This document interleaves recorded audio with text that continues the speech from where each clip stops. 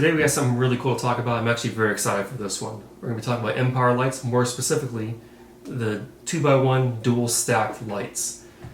These lights are very awesome. They come in a very small form factor. They're built out of aluminum that's powder coated. They got lots of cooling fins on them, and most importantly have indestructible lenses.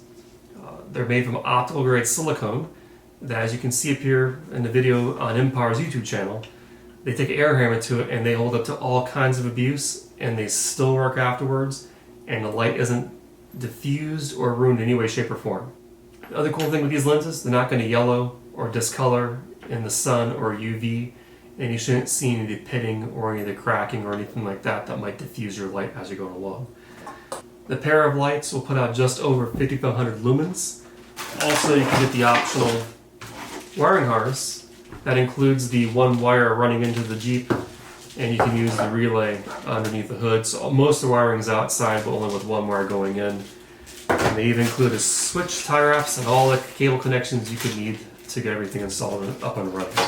In case you haven't heard of mpower before, it's a division of Sound Off Signal, which has been around since the early 1990s. They started off making lights for motorcycles and quickly evolved into making lights for emergency vehicles and first responders. If it's strong enough to hold up to the abuse and torture from first responders and emergency services, I have no doubt they'll hold up perfectly fine on the trail. Full disclosure, mpower did send these lights out to me to share with everyone on my YouTube channel about the installation, build quality, and performance. I'm very excited to get these installed, so let's run out to the garage and get the installation going. As you can see here, I got everything laid out. Yes, my garage is a mess, sorry. But we got the wiring harness, we got some zip ties, got some tools, got the two lights. The brackets I'm going to use are the mpower ones. They're going to fit right onto the bar up here in the front. And let's get this started. The first thing we're going to do is we're going to come down here and remove the skid plate off the bottom of the Jeep so I can run the wires on it, make it look nice and clean, and keep them out of the way of the winch and anything else that might cause them to break.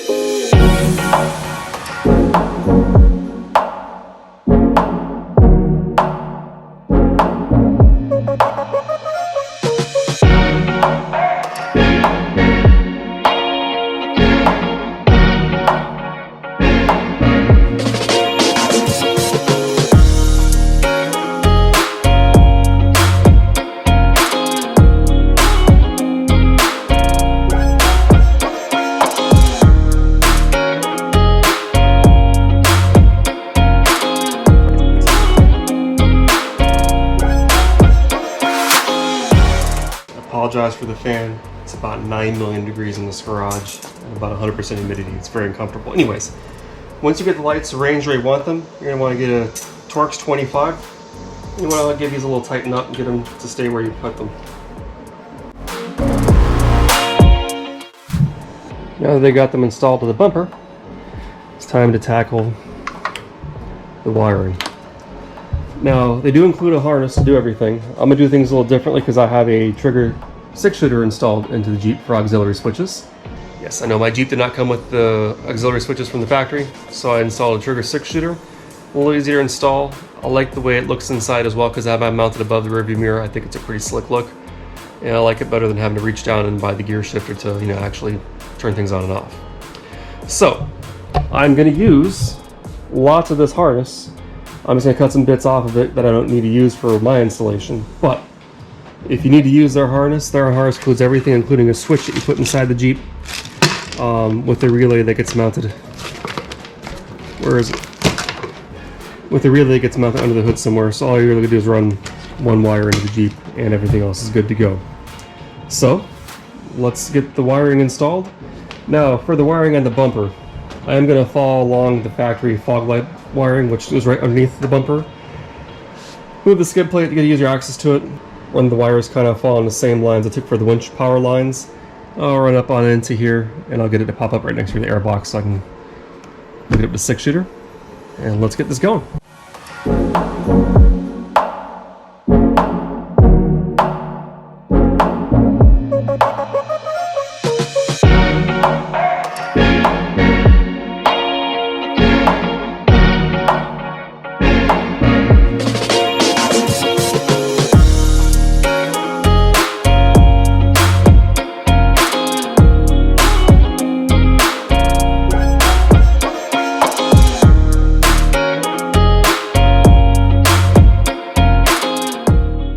did is I ran these wires along through the factory wiring that is right down in here, and I have them coming out right over here on the other side of the trigger. I'm going to trim these guys up a little more, get them ready, get them the right length, and then I'm going to mate those to the trigger wiring harness right here and get it all wired up, because this is obviously way too long as well.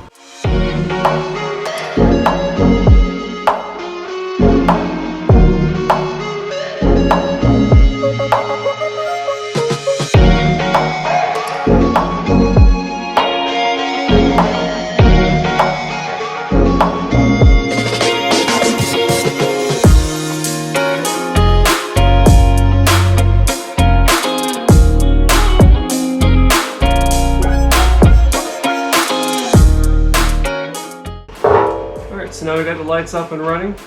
Yeah, I think they look fantastic. I'll have to wait till it's a little darker outside to make sure they're lined up properly, make sure they aim in the same direction.